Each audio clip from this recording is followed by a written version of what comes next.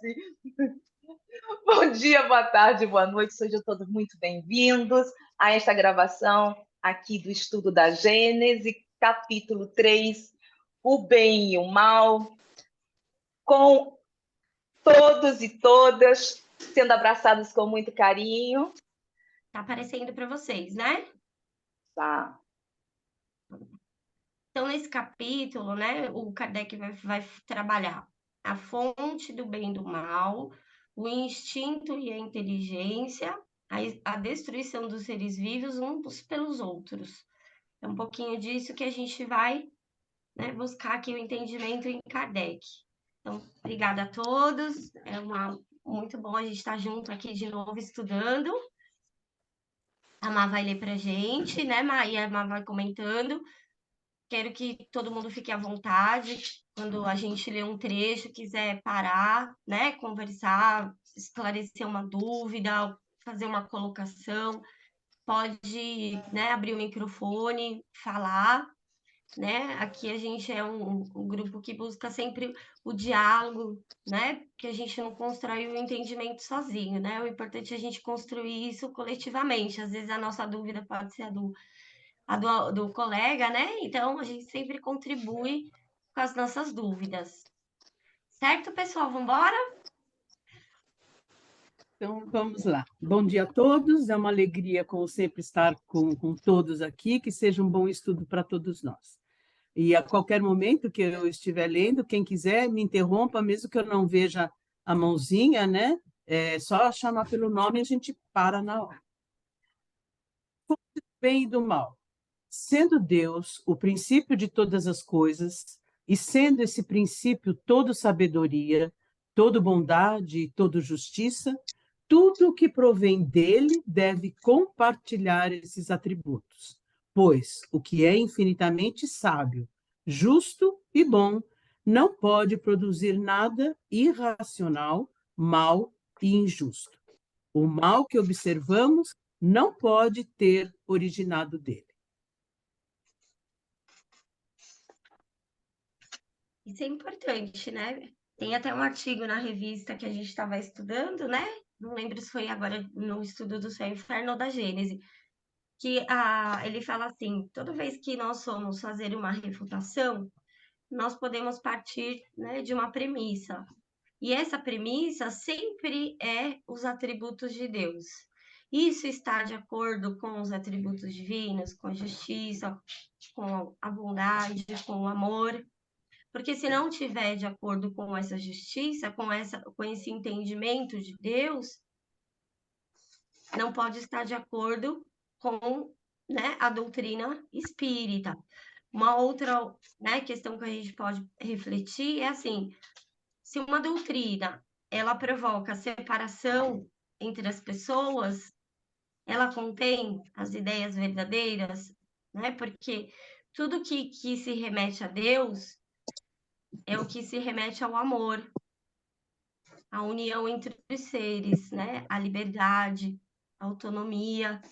Então, a gente tem que sempre ficar atento, né, nas falas ou nas colocações e usar isso que Kardec está falando, né?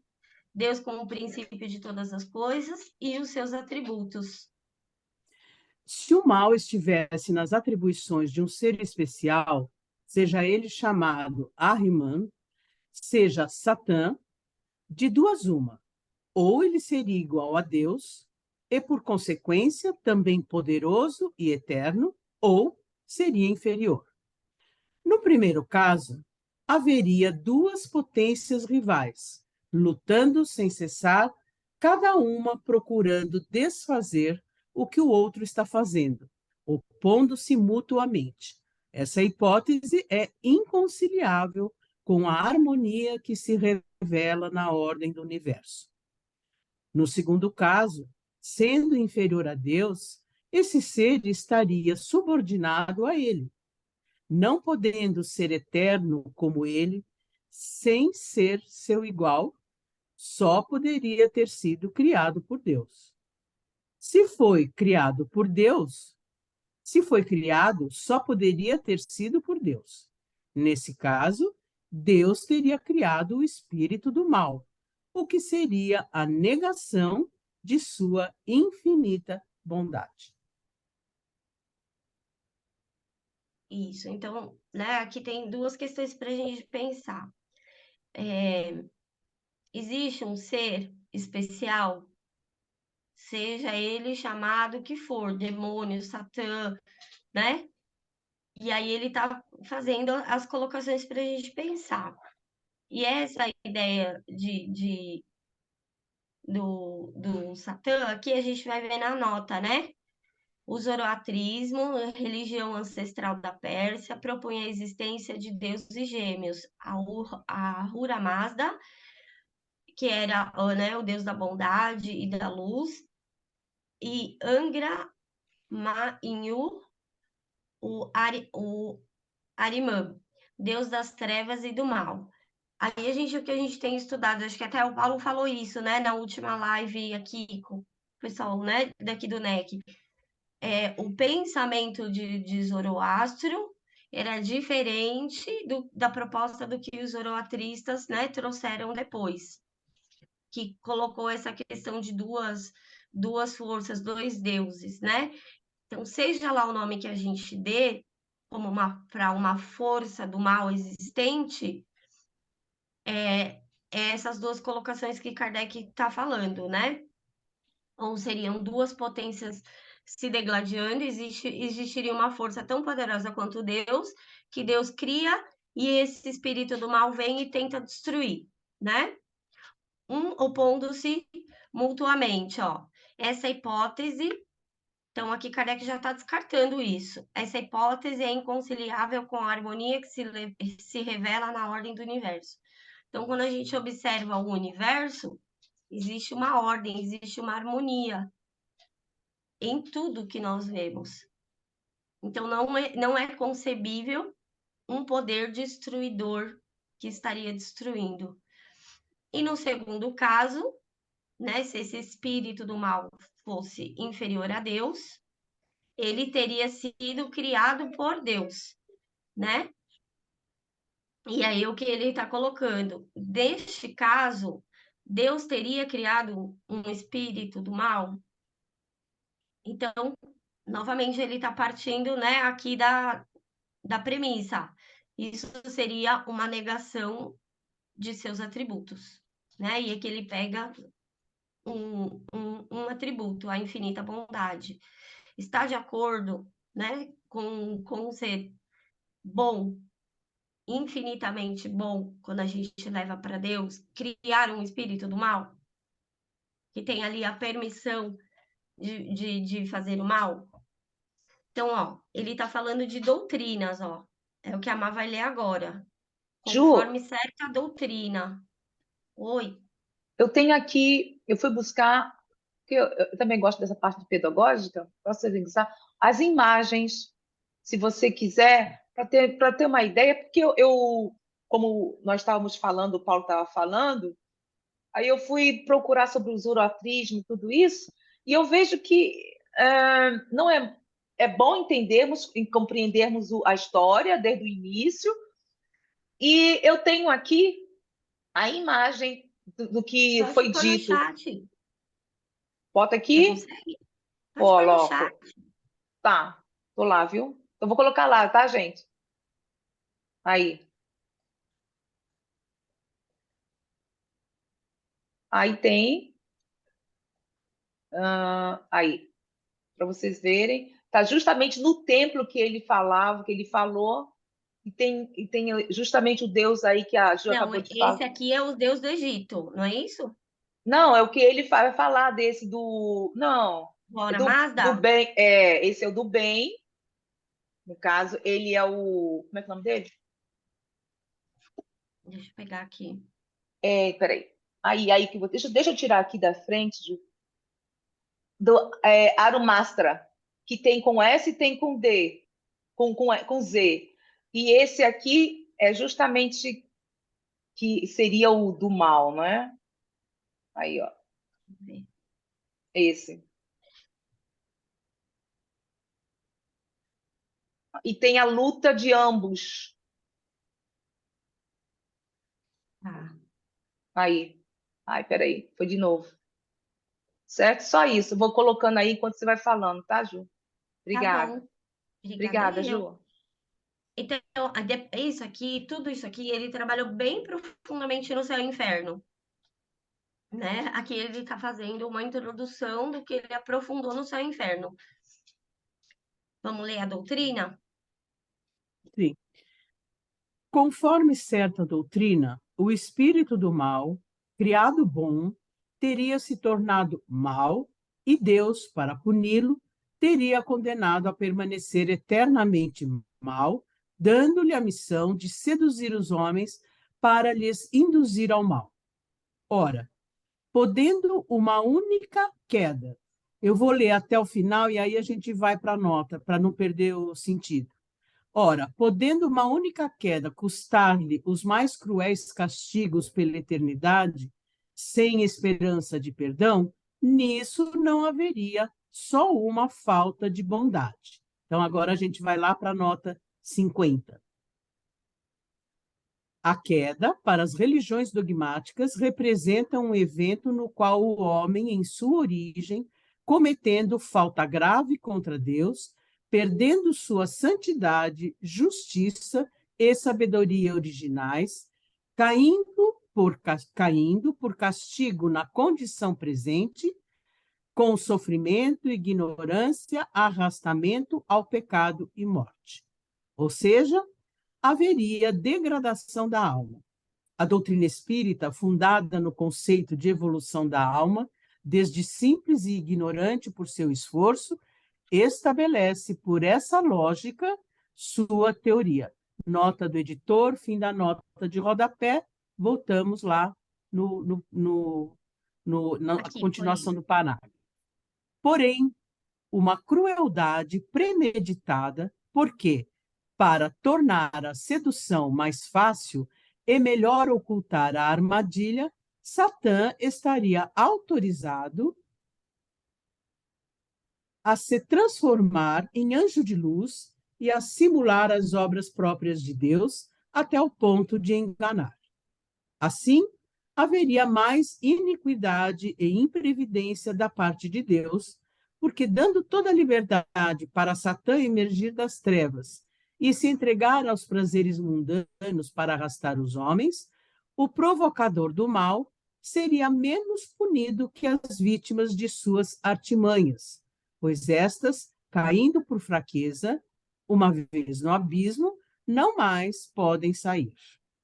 Deus lhe recusa um copo de água para saciar sua sede, e durante toda a eternidade, com os anjos, ouve seus gemidos sem se deixar comover, ao mesmo tempo que permite a Satã todo o prazer que desejar.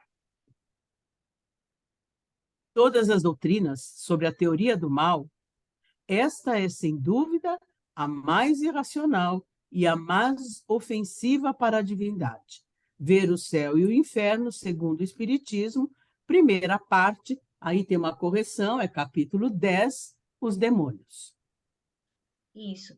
Então, aqui, ó, quando ele está falando, né, no primeiro, que ele está tratando da questão de duas forças, né, rivais.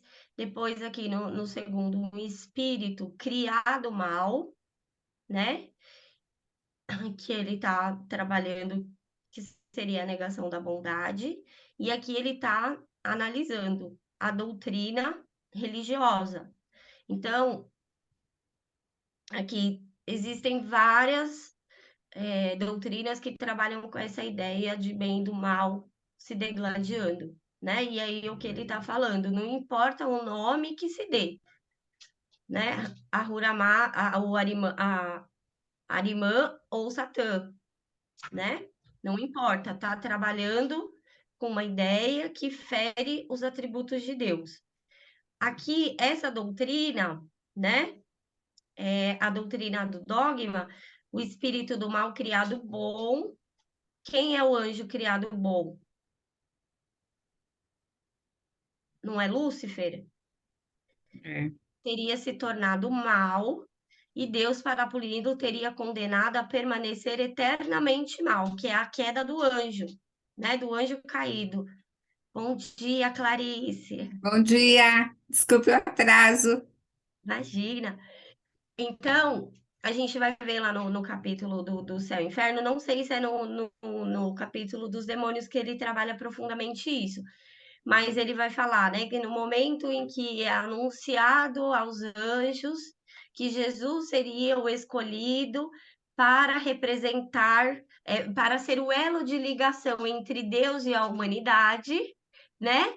O anjo Lúcifer teria se revoltado, ele não aceitou, e ele se revoltou e falou que ia criar seu próprio reino, enfim, tudo que a gente vai ver.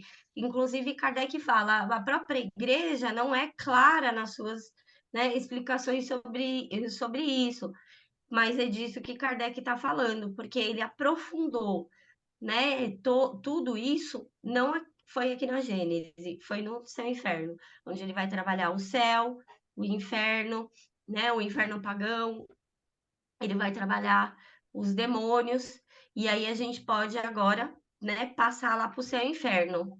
Pode ser, gente? E aí a gente para aqui nessa perguntinha, né? Eu vou deixar aqui marcadinho para a gente não se, não se perder. Então, vamos lá. Nossa, tá bem pequenininha essa letrinha. Tá melhor assim? Ah, tá ruim, tá bom? Juliana, com licença, Toda. o que a gente está estudando aí, só para retomar, é a questão da divindade e da soberana bondade da justiça divina, é isso? No Isso. caso, se Deus é soberanamente bom, ele não pode ter criado alguém inferior. É isso que eu entendi? Ele não pode criar um espírito voltado eternamente para o mal. Porque a primeira hipótese é essa aqui, né? A primeira hipótese Sim, que ele está trazendo é assim: existe um ser que não foi criado por Deus, ou seja, um ser especial, né? Seja ele chamado Satã, demônio, seja lá o nome que as doutrinas religiosas dão para ele, né? Então ele traz essa hipótese. Então, ou ele seria igual a Deus e por consequência também poderoso e eterno. Então, ele seria um ser especial que não teria sido criado por Deus, mas que tivesse o mesmo poder que Deus. E aí, tudo que Deus faz, ele vem e tenta destruir, tenta acabar com o bem. O que Kardec está dizendo? Essa hipótese, ela não se sustenta, porque quando a gente olha, né, a harmonia que existe no universo e a lei que sustenta todo o nosso universo, ela é uma lei de harmonia, né? Então, aí, quando a gente percebe o que é a gente estudar o universo, é a gente pensar nas três fases, a parte cosmológica, que é a criação do nosso próprio universo, e a gente está falando assim do nosso planeta Terra. Aonde ele vai aprofundar isso? Na Gênese, no capítulo da uranografia, o 6. Então, ele vai, né, não só no 6, né, no esboço geológico da Terra, nos capítulos mais da ciência. A gente vai poder entender como se formou o universo, né? Os sistemas de mundo que ele chama, né? A nossa galáxia, nosso sistema solar. Depois ele vai trabalhar a questão da vida, a gênese orgânica, o surgimento da vida, como se deu o surgimento da vida depois que o nosso planeta estava pronto para receber as primeiras vidas. Então, em tudo que a gente estuda cientificamente, né, na parte cosmológica, a gente vê que existe uma sabedoria por trás, uma ordem, uma harmonia, para que tudo se estabilize. Então, e depois, por último, né, dos seres vivos, da cosmologia, os seres vivos, e por último, não é o homem que surge na Terra, é quando o planeta tem condições de receber esse habitante. Então, a gente vê uma harmonia, né, e uma escala em tudo isso. Então, ele está falando, toda vez que nós observamos a natureza, existe uma harmonia, não existe nenhum poder destruidor, né? E aqui a segunda hipótese, então não seria um ser especial, né, criado por si próprio e com o mesmo poder que Deus. Então seria um ser que Deus criou. Então Deus cria o mal, a origem do mal provém de Deus. E aí ele está falando, isso é inconcebível, porque tudo que provém de Deus é bom. Tudo que provém de Deus está de acordo com a sua justiça, com a sua bondade, com o seu amor, né? E é isso, né? A gente vai aprofundar depois na questão psicológica do homem, né? E todo esse entendimento, mas tudo focado daí na parte do desenvolvimento humano, né? Das faculdades, o instinto, a inteligência, que aí é bom, que deixa todo mundo curioso para poder participar do próximo estudo, né? Porque hoje não vai dar tempo da gente entrar nessa parte, mas a gente fica, né, com vontade de querer saber mais. Não sei se ficou claro, Verônica. E agora que a gente entrar no céu e inferno, a gente vai entrar bem na parte que ele vai explicar toda a construção desse duplo princípio do bem e do mal, né? Diga, Rô.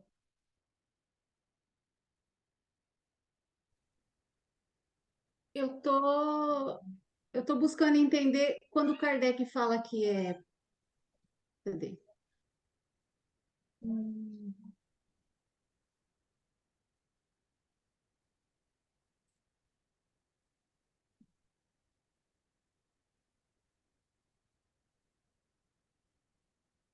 Sem, de todas as doutrinas sobre a teoria do mal, é sem dúvida a mais irracional e a mais ofensiva para com a divindade. Então, eu lendo aqui em cima, o Kardec ele vai colocando as ideias aqui, aí ele coloca assim: porque Deus, dando toda a liberdade para Satã emergir das trevas e se entregar aos prazeres mundanos para arrastar os homens, o provocador do mal. Então, assim, Deus não criou o mal, mas ele criou o provocador do mal, que é o demônio, que é esse espírito. E depois é uma dupla injustiça, porque ele coloca assim que o Satã provocou os homens errou, aí eles foram parar no inferno, né? Que coloca aqui, do mal seria menos punido que as vítimas de suas artimanhas. Essas pessoas que foi parar no inferno são as vítimas das artimanhas do diabo, pois essas caindo por fraqueza, uma vez no abismo, não mais poderia sair. Deus lhe recusa um copo de água. Olha só que Deus é horroroso. Ele recusa um copo de água, essas pessoas que estão lá no inferno, para saciar sua sede, né? Porque essas pessoas que estão lá no inferno, elas ainda têm necessidades físicas, é como se elas não morreram, elas foram para o inferno. Então, não, Rô, Durante toda a a ideia do eternidade, dogma, Rô, ó, a ideia do dogma é que no julgamento final a alma fica em suspensão, no julgamento final Deus iria restituir os corpos. Aqueles que forem bons vão para o céu e aqueles que forem mal vão para o inferno. Então, toda a ideia das necessidades corporais estão presentes na doutrina do dogma. É isso, a gente tem que sim, analisar o todo, entendeu? sim. Então, Aí ele fala aqui, ó, eles têm sede, eles gemem, né? E aí ele fala assim, toda a eternidade. Aí Deus e os anjos ficam ouvindo gemidos sem se deixar comover, ao mesmo tempo que permite a Satã todo o prazer que desejar. Então ele recompensa o Satã e pune aqueles que o Satã provocou o mal. Então aí Kardec fala, né, que é uma doutrina, é, cadê a parte? Que ele fala, né? Essa é, sem dúvida, a mais irracional e a mais ofensiva para com a divindade. Então, a gente porque aqui em 2023, a gente começar a analisar racionalmente, trazendo sim as nossas crenças religiosas, trazendo sim o que as nossas crenças religiosas diz sobre o bem e sobre o mal. A gente analisar racionalmente. Espera aí, aqui não está a justiça de Deus, então não é a verdade. Isso daqui é uma concepção. O homem concebeu isso, é uma ideia de um homem imperfeito como eu, também sou imperfeita. Então, não, eu não trazer aquilo como princípio para a minha vida. Então, é Aqui uma ele estava mudança de trazendo, mentalidade, Rô, né? ele está trazendo um debate sobre uma doutrina. Então, a gente tem que ter. O nosso olhar não é sobre a nossa crença, o nosso olhar é sobre o entendimento da proposta desta doutrina que Kardec está analisando. Senão a gente mistura tudo, o que é nosso, o que é da doutrina, o que é do. Entendeu? Então, assim, ó, ele trouxe as ideias, primeira premissa de tudo, os atributos divinos. Aí ele trouxe as duas hipóteses, né? De um ser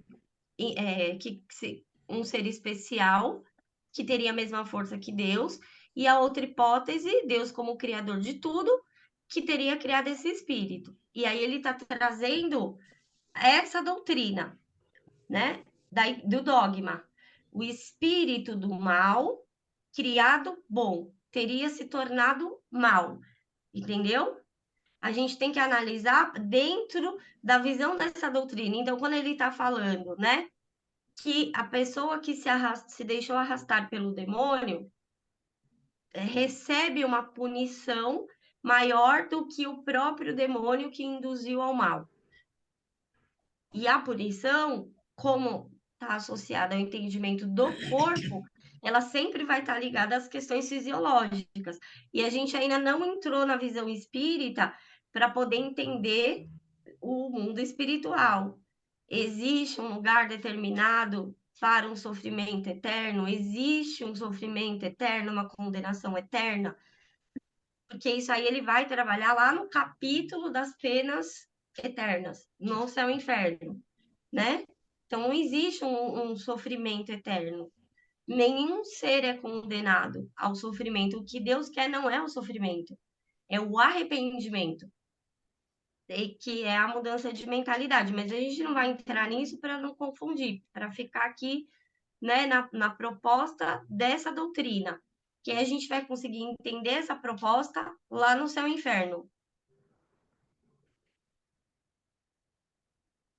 Para mim, ficou um pouco confuso diferenciar essas duas doutrinas, e cada um está dando assim, e eu acho que não ficou muito bem claro, não está claro, não. Não são duas. Ele está trazendo a opinião de várias religiões que trabalham com essa dualidade do bem e do mal. E daí ele está agora trazendo a análise de uma doutrina, conforme certa doutrina, que é a doutrina dogmática. O espírito do mal, criado bom, teria se tornado mal. Como? Quando ele se revolta contra Deus, que é o que ele vai explicar no céu e inferno. Aí ele está fazendo ilações, né, Juliana? Ele não está Isso. confirmando nada, tanto que o verbo é no teria, o futuro do pretérito, né? Ele não está Mas é porque confirmando ele nada. trabalhou isso no céu e inferno. Então, É. subentende-se que nós espíritas, antes de ler a Gênese, lemos o céu e inferno, né? Então, por isso que ele está aqui fazendo um resumo do que ele aprofundou lá. A mesma coisa quando a gente pega a Gênese, do item 30 ao 42, ele faz um resumo do céu e inferno, né? A gente até estudou aqui juntos, né? Aqui pelo NEC, não foi? Quando você pega o item 30 da Gênese, ele faz um resumo de todo o capítulo central ali, o coração do céu e inferno. Então, aqui é onde ele não vai entrar nos pormenores, porque lembra quando ele fala assim, cada obra vai se tocar em determinados assuntos, aonde ele vai tratar isso? Céu e inferno, ou a justiça divina segundo o Espiritismo. Não é na Gênese. Ele vai trazer esse foco do bem e do mal para a gente entender, porque logo ele vai fazer, ó, pode ver. Aqui ele só deu essa introdução. Agora, a partir daqui, ó, entretanto, o mal existe e possui uma causa.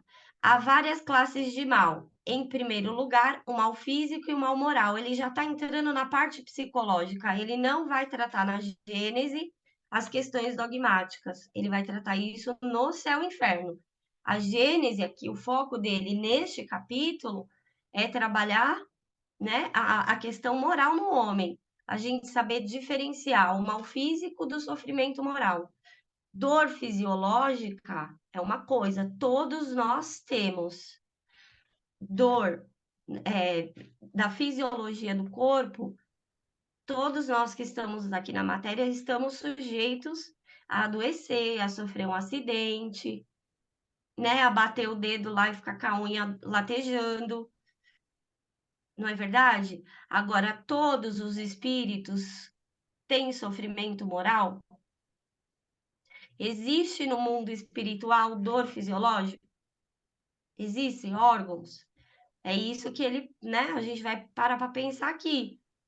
Ó, em primeiro lugar, o mal físico e o mal moral. Também podemos classificar os males entre aqueles que o homem pode evitar e os que são independentes da sua vontade.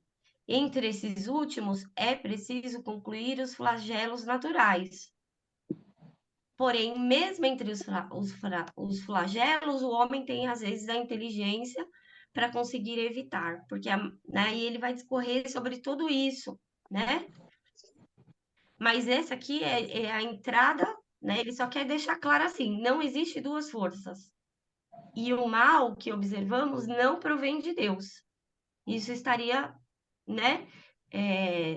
Seria a negação dos atributos divinos.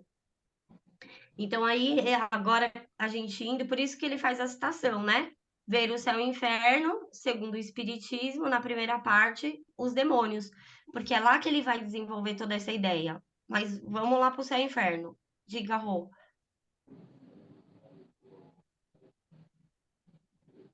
Eu fui olhar no dicionário o significado da palavra Gênese.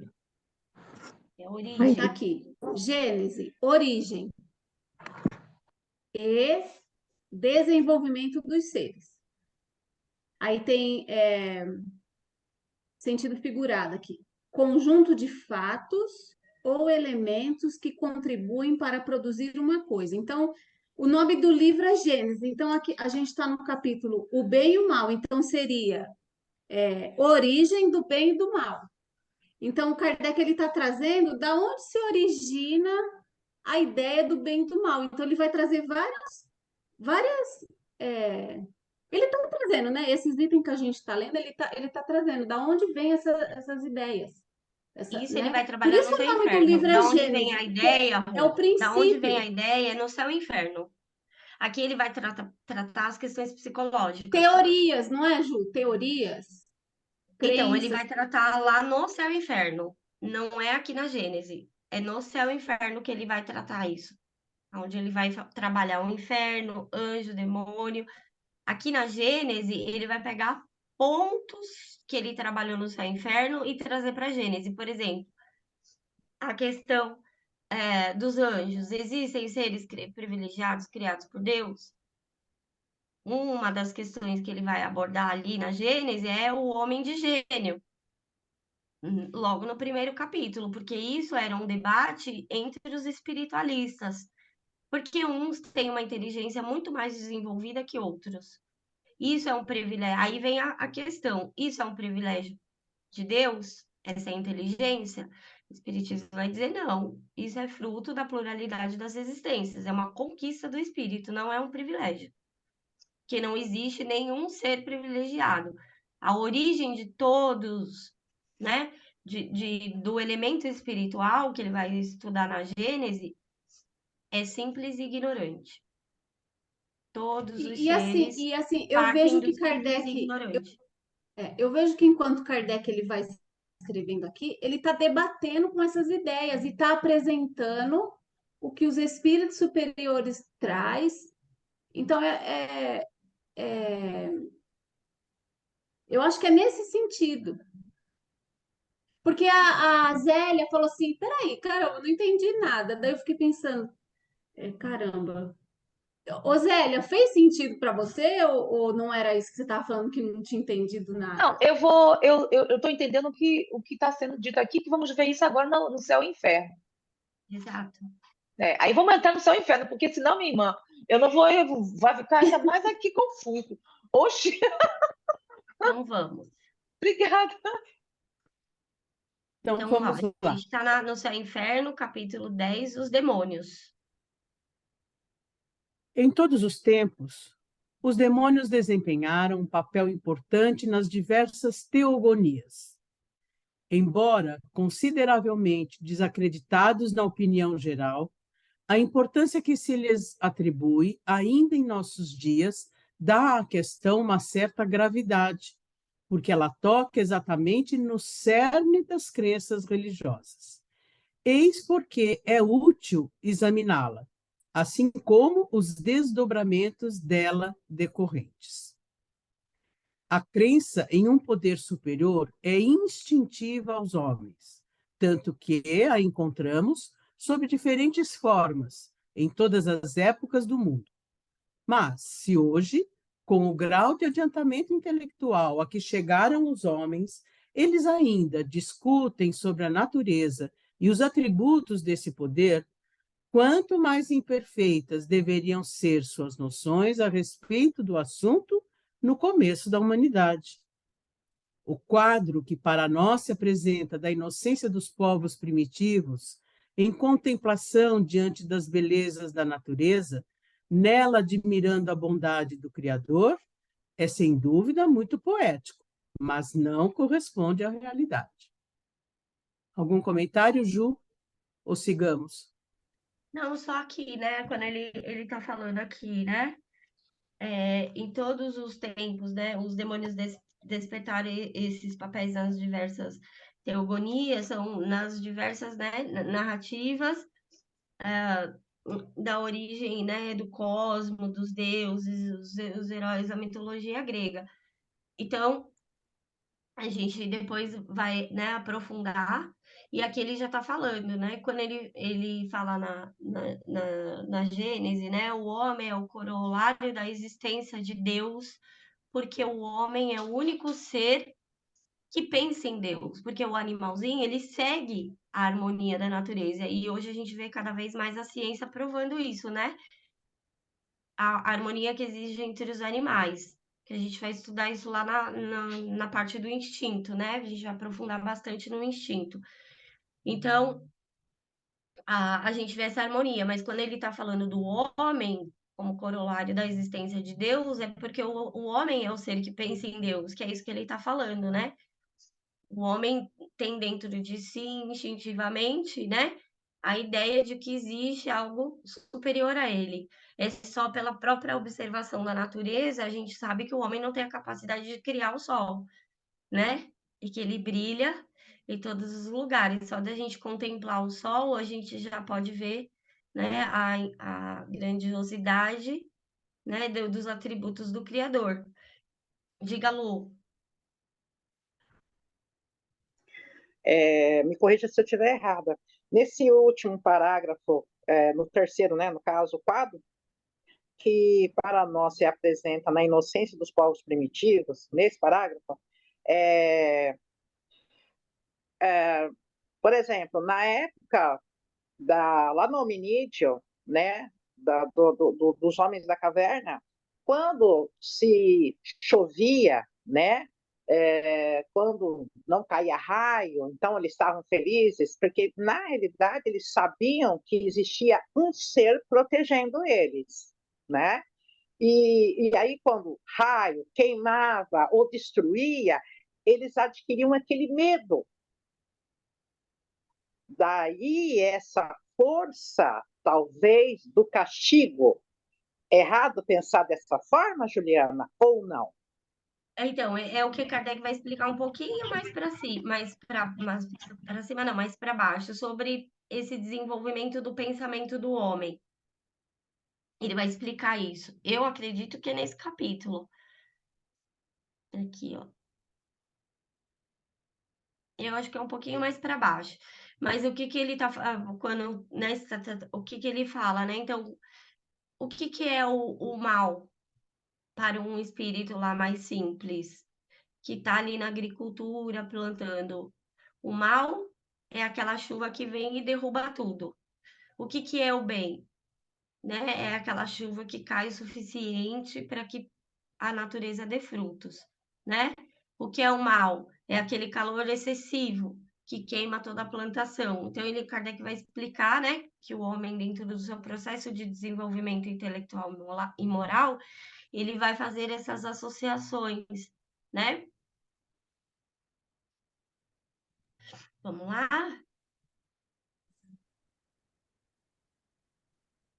Tá fechado, Má. Desculpa, gente, por causa da tosse. Quanto mais o homem está próximo do estado natural, mais o instinto o domina, como se pode constatar ainda entre os povos selvagens e bárbaros dos nossos dias. O que mais o preocupa, ou melhor, o que preocupa exclusivamente é a satisfação das necessidades materiais, uma vez que não tem outras. O único sentido que pode torná-lo acessível às satisfações puramente morais só se desenvolve com o tempo e de maneira gradual. A alma tem sua infância, sua adolescência e sua plenitude, assim como o corpo humano. Mas, para atingir a plenitude que a torna apta a compreender as coisas abstratas, quanta evolução deve experimentar e por quantas existências lhe é necessário passar. Aí tem uma notinha de rodapé, né, Ju? Vamos lá para baixo. No meu, a nota tá lá no final, mas posso ler aqui do livro? Claro. Senão a gente... Esse aqui meu não tem a página. É a notinha 132, né? Uhum. Que aqui no meu também tá diferente o número.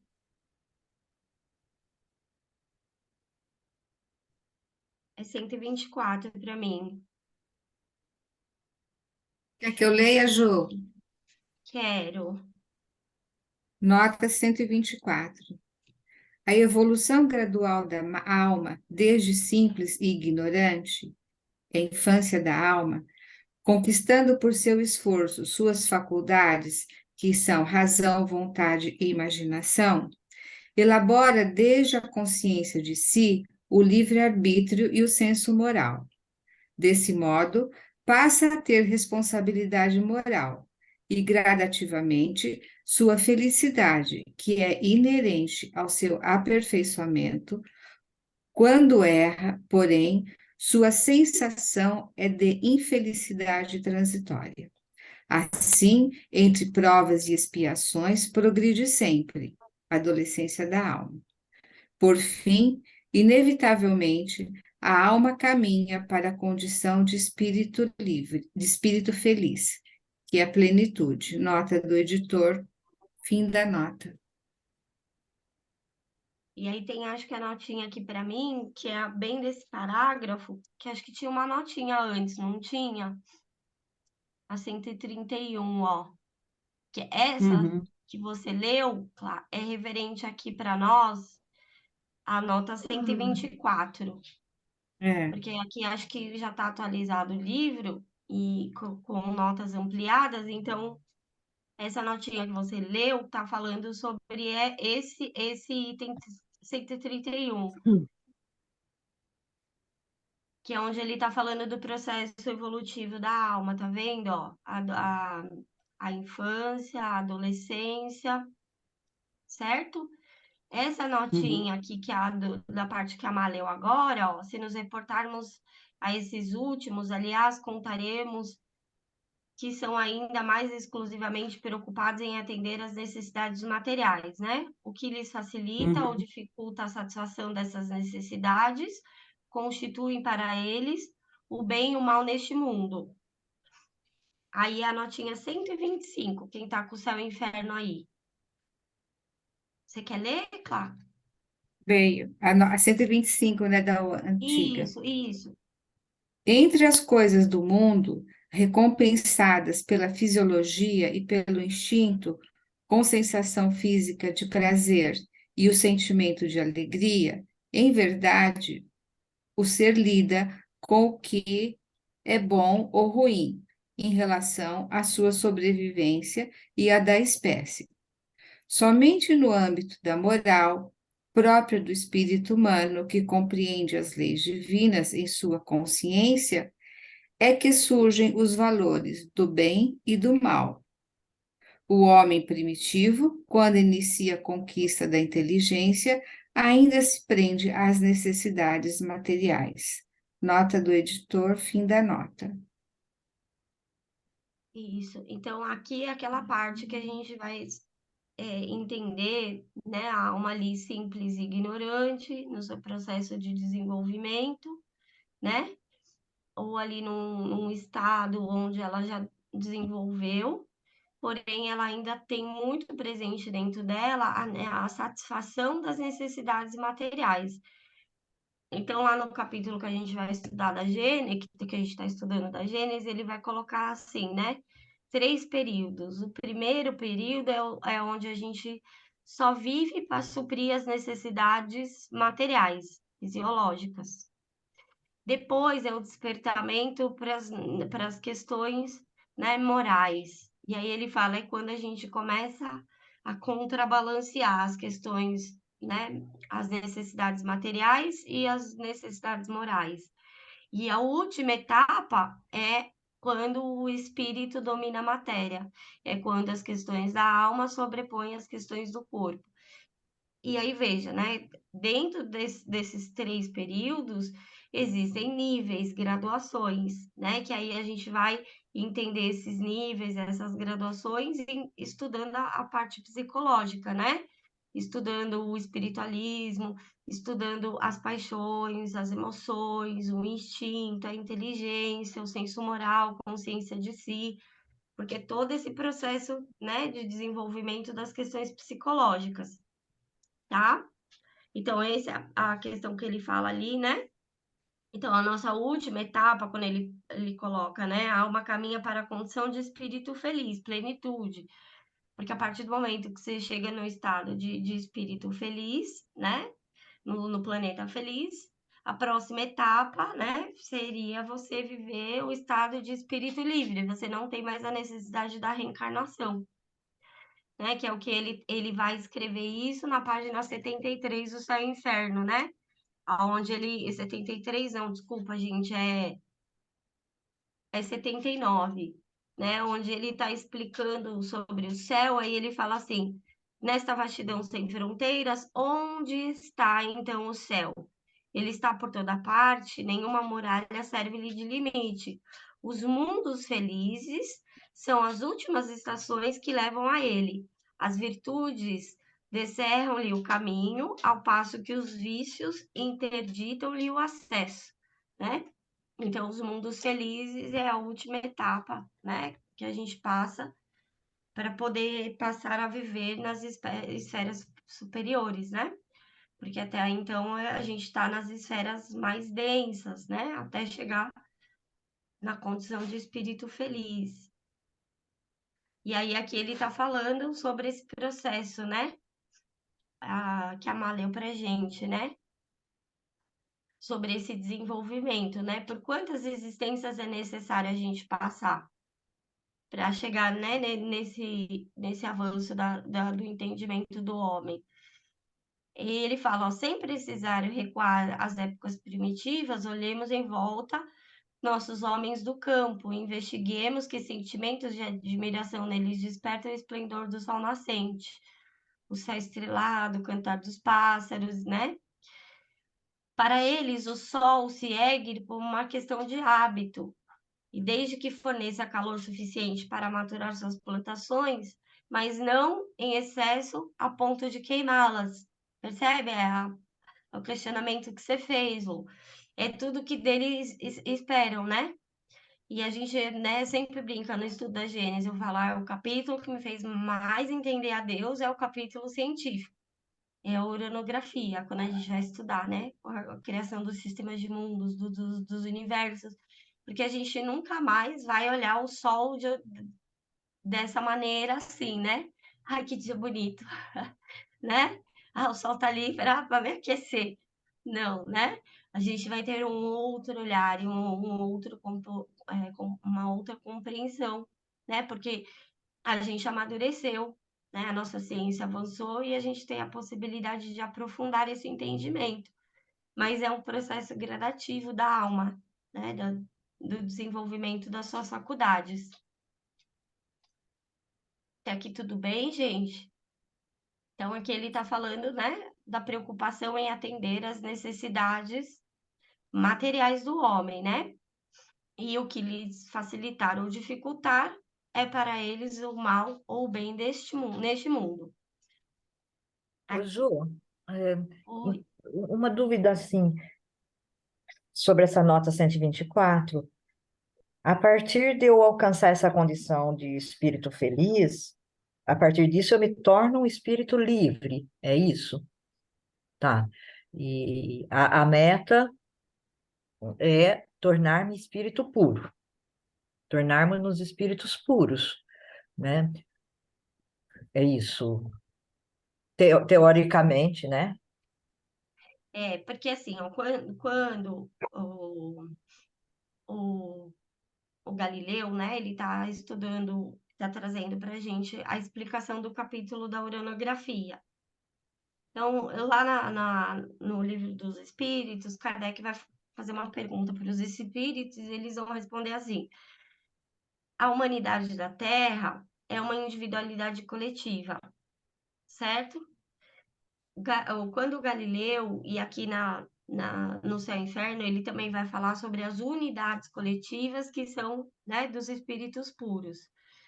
Quando o Galileu vai trazer para a gente, na Gênese, o entendimento da diferença do mundo espiritual e do mundo físico, né, do mundo corpóreo, dos universos, a gente vai perceber que o processo evolutivo é solidário, porque a lei que fundamenta as relações é a solidariedade universal. Então, nenhum espírito evolui sozinho, né? A gente compartilha mutuamente, né, das nossas faculdades, do nosso saber, dos nossos sentimentos, e isso é o que nos une, porque lembra aquele artigo que eu gosto bastante, da Amor e Liberdade? O pessoal até brinca, né? A Mames até fala, o seu artigo. Então, o que ele fala para nós? É pelo amor e pela liberdade que nos aproximamos de Deus. E aí, no Livro dos Espíritos, né, na 888A, ele vai falar assim: o amor é a lei de atração que une todos os seres. E na Gênese, né, o Galileu fala assim: eu estou, né, trazendo a reflexão para vocês sobre os mistérios da vida futura. Qual é o mistério da vida futura?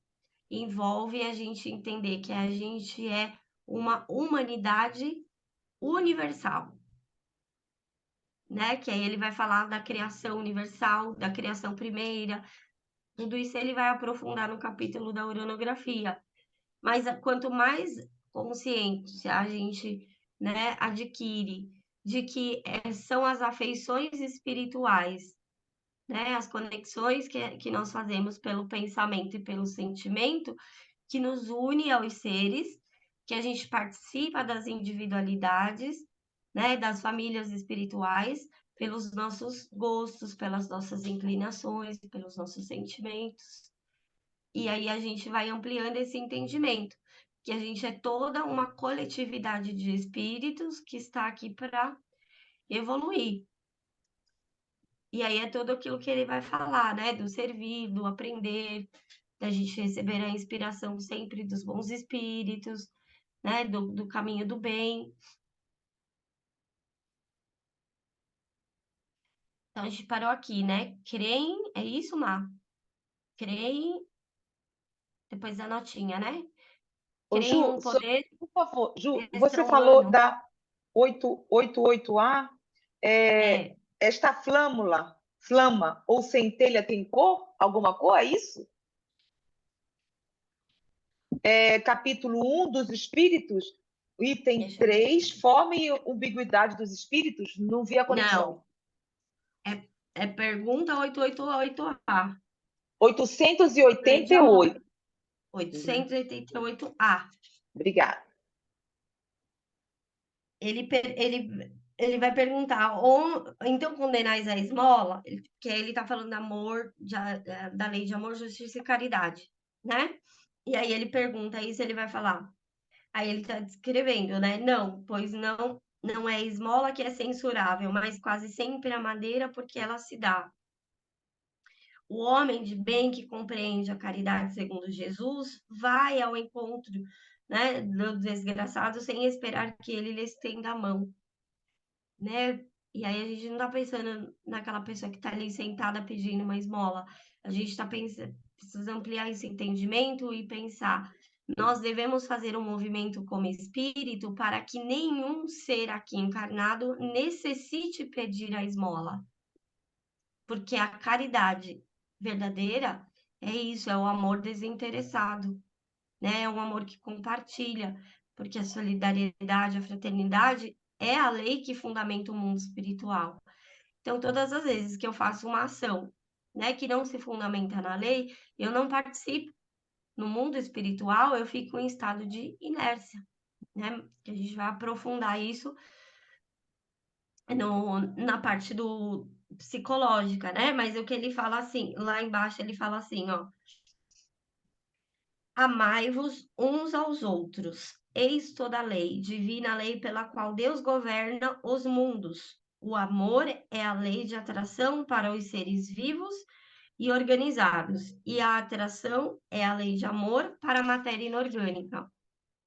Não olvideis jamais que o espírito, qualquer que seja o seu grau de adiantamento, sua situação, como encarnado ou na erraticidade, está sempre colocado entre um superior que o guia e o aperfeiçoa e um inferior, perante o qual tem deveres iguais a cumprir. Sedes, portanto, caridosos, né? E aí ele vai discorrer. Essa questão, ela tem tanto aqui no Céu e Inferno, no Livro dos Espíritos, quanto na Revista Espírita, que é a Mensagem de São Vicente de Paula. Obrigada, Ju, já peguei. É na terceira Nada. parte, capítulo 11, Lei de Justiça, Amor e Caridade, como você falou. Obrigada. De nada. Vamos lá, Má, ler esse trechinho, mas tem mais 8 minutinhos.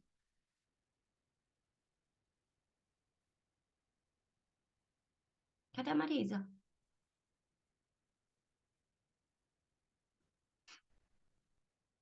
A Marisa caiu?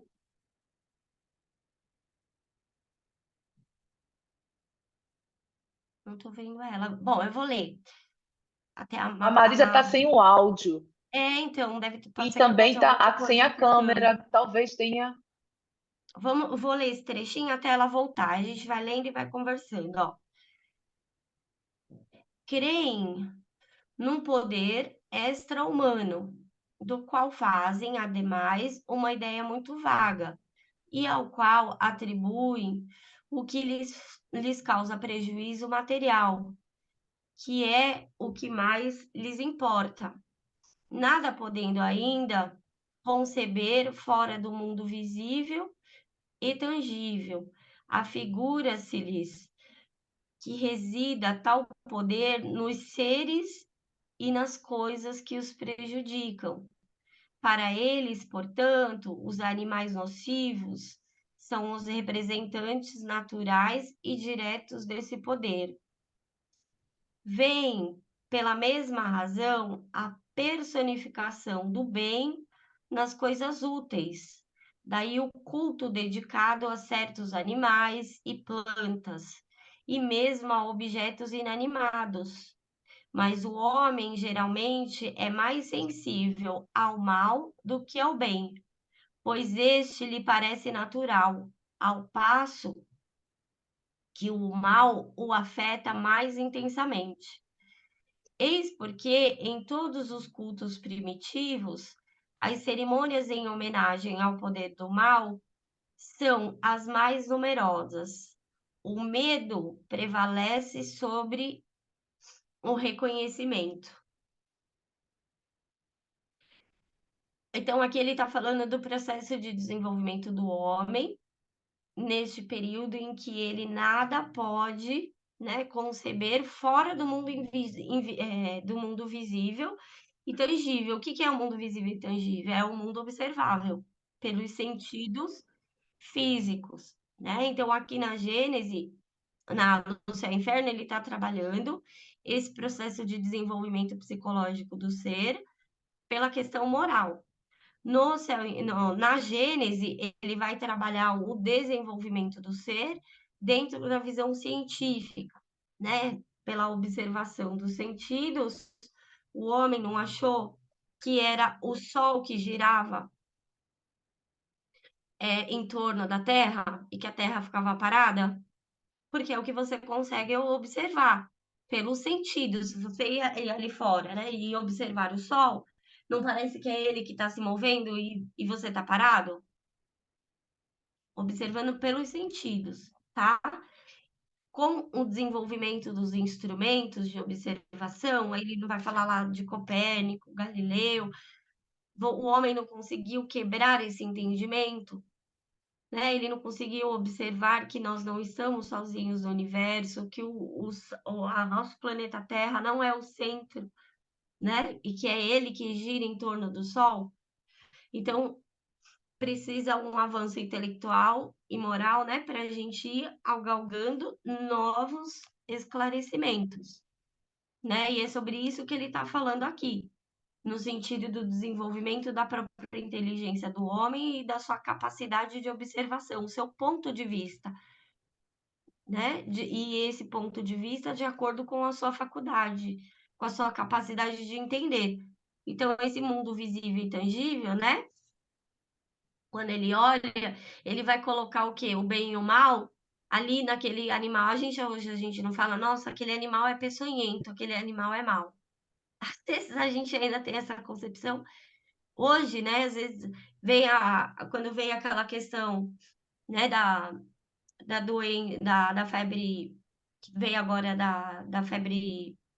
Agora me Maculose. fugiu o nome. Isso. Maculose. Quantas pessoas foram lá começar a falar que tinha que matar a capivara, gente? A capivara também é vítima do carrapato, entendeu? Mas olha a ignorância. Então, vamos acabar com o mal. O mal tá no animal, entendeu? E é disso que Kardec está falando. Josinha, você poderia repetir, por favor, nas questões no que você está se referindo? Que na Gênese ele está se referindo à parte, se refere a essa questão científica de progresso e no céu, inferno é moral? Isso, o É isso, desenvolvimento né? do próprio ser, né? Desenvolver a sua capacidade de compreender. Porque enquanto você não desperta para as questões do mundo espiritual, você tá pensando você está observando tudo pelos sentidos. E aí, veja, no nosso avanço de desenvolvimento, a gente não pode também, assim, ó, olhar o nosso universo, entender que ele é cíclico, né, que tem começo, meio e fim, assim como nós, seres humanos, temos começo, meio, fim, né? A infância, a adolescência, a vida adulta e o período de envelhecimento e a finitude.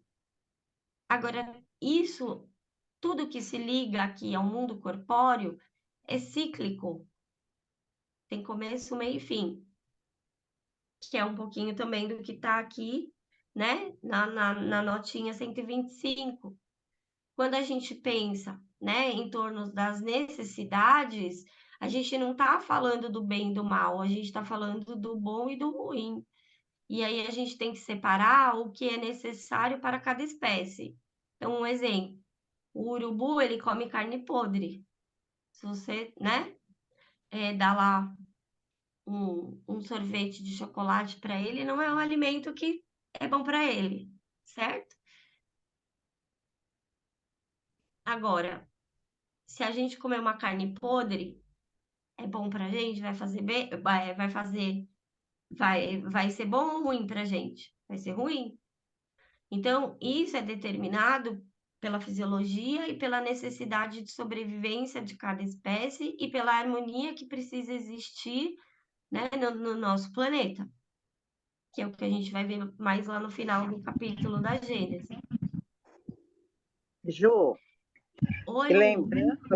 lembrando também que tudo desencadeia, porque como você citou a questão da febre maculosa, o carrapato ele só se proliferou porque cadê o passarinho que consome aquele bichinho? Por isso existiu na natureza, eles estão se proliferando cada vez mais em maior quantidade, porque não tem o seu predador.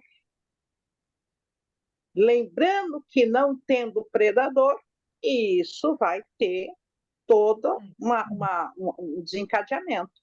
Da mesma forma, qualquer outro inseto vai acontecer a mesma coisa. E se a gente for olhar, quem está destruindo, tá? E quem está afastando alguns predadores é o próprio homem. E aí acontece esse tipo de coisa, eles vão lá, colocam a culpa na coitada da capivara, ou no coitado cachorrinho, né? Aqui a gente tem eu moro né, no interior, então aqui tem muito aquele bichinho, saruê, sabe? Qual que é? Ele não é muito bonitinho. Ele parece a carinha dele é bonitinha, parece um gambazinho, mas assim, o corpinho e o rabinho não é tão bonito. Mas assim, no nosso grupo aqui, no condomínio, direto as pessoas põem, né? Não matem os saruês, porque ele que come escorpião, carrapato, cobra, ele aguenta 80 picadas de cobra. Então, a gente, né, que mora assim no meio do mato, tem que preservar, porque ele é necessário para o equilíbrio da natureza, né? E eu achei, quando eu vim morar aqui, né, eu tirei toda o mato, né, assim, o terreno aqui, ele tinha muita grama, mato. E no dia que os meninos mexerem em toda a terra, né, veio o Issaruê tudo comendo. Aí você via eles vindo no muro, descendo no quintal, acho que eles fizeram a festa, né, comendo minhoca não, carrapato, tudo que devia ter ali de bicho, eles comeram, né, porque eu via da janela eles indo comer de noite. Então, e a gente precisa respeitar a natureza, né? Porque se aquele animal existe, é porque ele é necessário.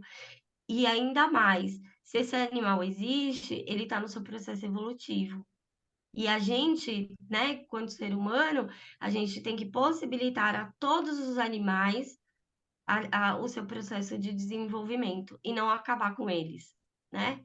E isso é o que a gente vai ver a mudança de mentalidade nos espíritos felizes, porque ali o papel deles, né, quando a gente estuda os espíritos felizes em Júpiter, é eles assessorar os animais, porque eles estão se preparando para a próxima etapa da vidinha deles, né? Do processo evolutivo.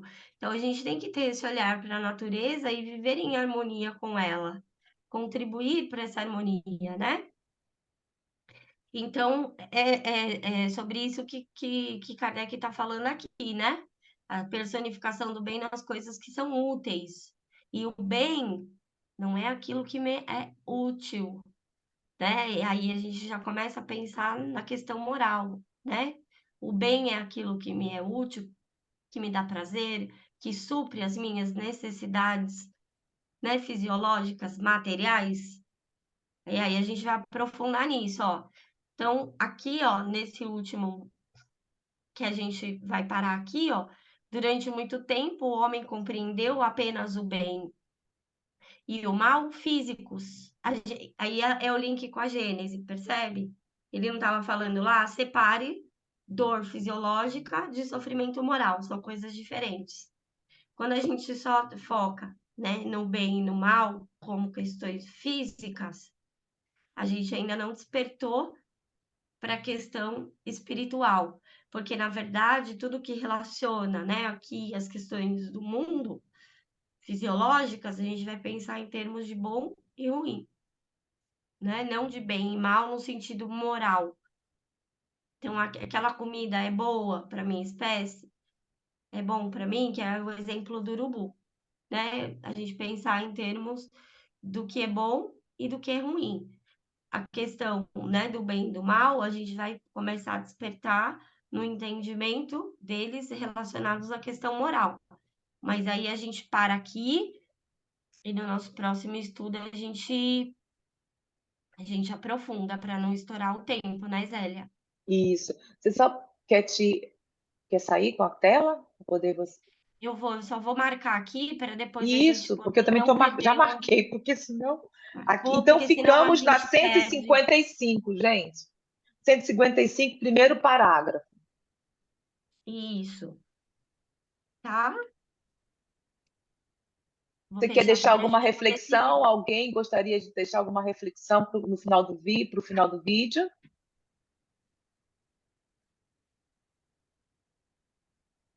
Não? Então, até a próxima. Obrigada, Ju. Obrigada, gente. Obrigada, Gratidão. gente. Uma ótima tarde. Tchau.